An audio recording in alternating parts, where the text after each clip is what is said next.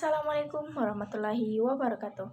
Halo teman-teman, perkenalkan nama saya Asti Mutiara Putri dari Program Studi Pendidikan Guru, Pendidikan Anak Usia Dini. Saya ingin menjelaskan tentang materi sejarah kemunculannya PAUD di Indonesia dan perkembangannya hingga saat ini. Kira-kira kalian sudah tahu belum kapan munculnya PAUD? Kalau belum, simak video ini baik-baik ya.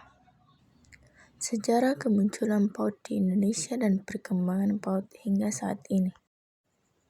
PAUD adalah bentuk pendidikan yang diberikan kepada anak sejak lahir sampai usia 6 tahun. Masa ini disebut juga Golden Age atau masa keemasan karena perkembangan otak anak sedang sangat cepat. Sekitar 80% perkembangan kecerdasan dasar terjadi sebelum anak masuk SD. Karena itu, pendidikan sejak usia dini menjadi sangat penting.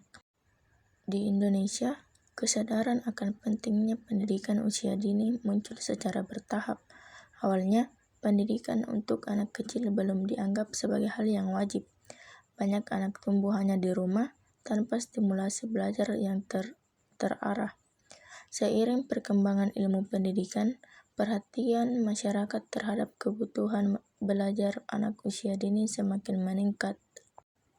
Bagaimana sih PAUD muncul di Indonesia? Untuk memahami kemunculan PAUD di Indonesia, kita perlu melihat perjalanan searahnya. Yang pertama, masa sebelum kemerdekaan. Pada masa kolonial, pendidikan anak usia dini belum dikenal secara luas.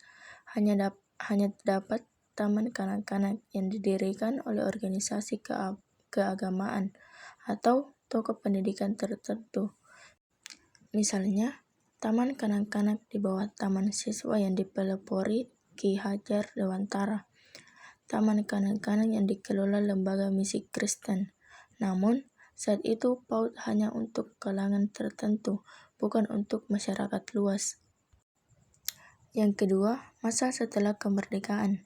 Setelah Indonesia merdeka, perhatian pemerintah mulai meningkat. Namun, fokus utama pendidikan saat itu lebih kepada pendidikan dasar dan menengah. PAUD belum menjadi prioritas, sehingga lembaga seperti TPA atau tempat penitipan anak. Yang kedua, playgroup atau kelompok bermain. Yang ketiga, TK. Lebih banyak dikelola oleh masyarakat, organisasi sosial, dan yayasan. Yang ketiga, tahun 1980-an sampai 1990-an. Pada masa ini, semakin banyak penelitian tentang pentingnya stimulasi dini bagi perkembangan anak. Kementerian Sosial dan Kementerian Pendidikan mulai bekerja sama membina kegiatan pendidikan non-formal untuk anak kecil. Namun, PAUD belum terintegrasi sebagai sistem nasional. Dan yang keempat, tahun 2000-an, munculnya PAUD sebagai sistem nasional. Perkembangan penting terjadi pada tahun 2003 dengan keluarnya Undang-Undang Sistem Pendidikan Nasional Nomor 20 Tahun 2003. Dalam undang-undang ini, untuk pertama kalinya PAUD diakui secara resmi sebagai bagian dari sistem pendidikan nasional. PAUD dapat diselenggarakan melalui jalur formal, taman kanak-kanak atau TK, Raidatul Atfal atau RA, non-formal, kelompok bermain atau KB, informal, pendidikan keluarga di rumah. Sejak saat itu, PAUD mulai berkembang sangat pesat. Mengapa PAUD penting? Ada beberapa alasan dasar, yaitu yang pertama, perkembangan otak anak sangat cepat. Jika anak tidak stimulasi, banyak potensi yang tidak berkembang. Contohnya, dapat dilihat saat bayi mulai meniru suara dan gerakan di sekitar mereka. Misalnya, ketika orang tua sering mengajak bayi berbicara dan tersenyum, dalam beberapa minggu, bayi mulai merespon dengan ocehan kecil dan senyuman juga. Itu menunjukkan otak mereka cepat menangkap dan menyimpan pengalaman dari lingkungan. Dan yang kedua, pembentukan karakter dimulai sejak dini. Perilaku seperti disiplin, kerjasama, dan percaya diri tumbuh pada masa ini.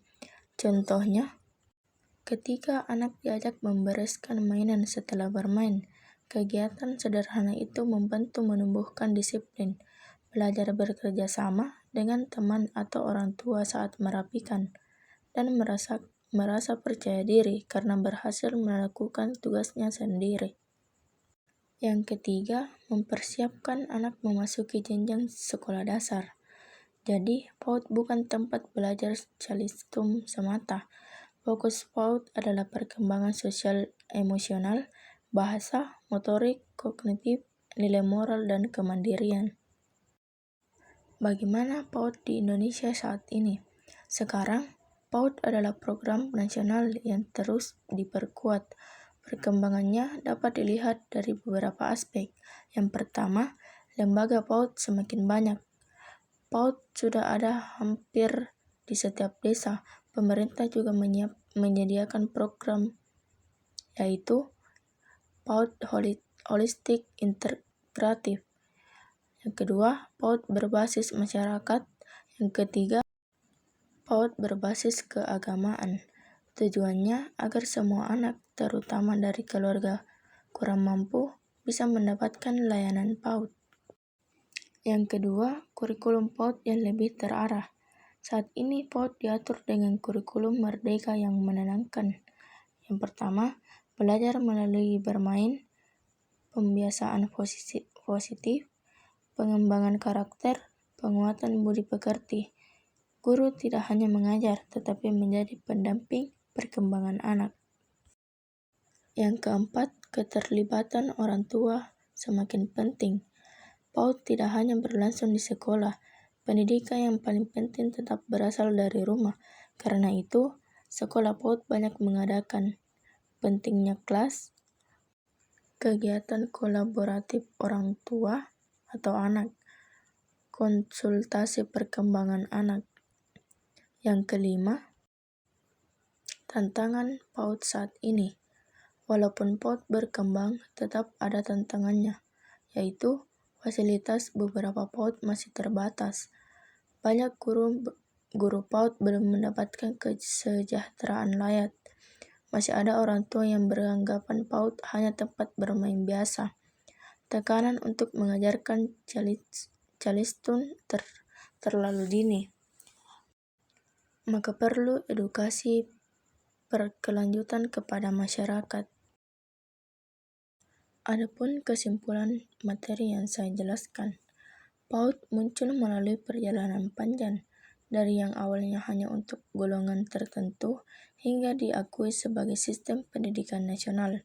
Hari ini, PAUD hadir hampir di seluruh wilayah Indonesia dan menjadi fondasi awal pendidikan karakter, kecerdasan, dan kemandirian anak.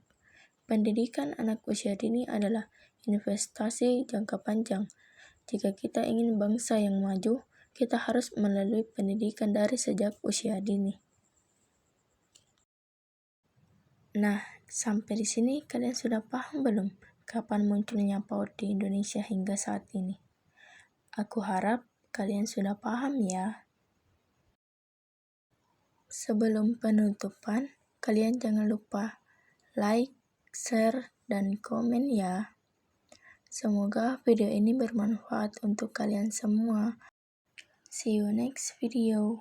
Bye-bye. Assalamualaikum warahmatullahi wabarakatuh.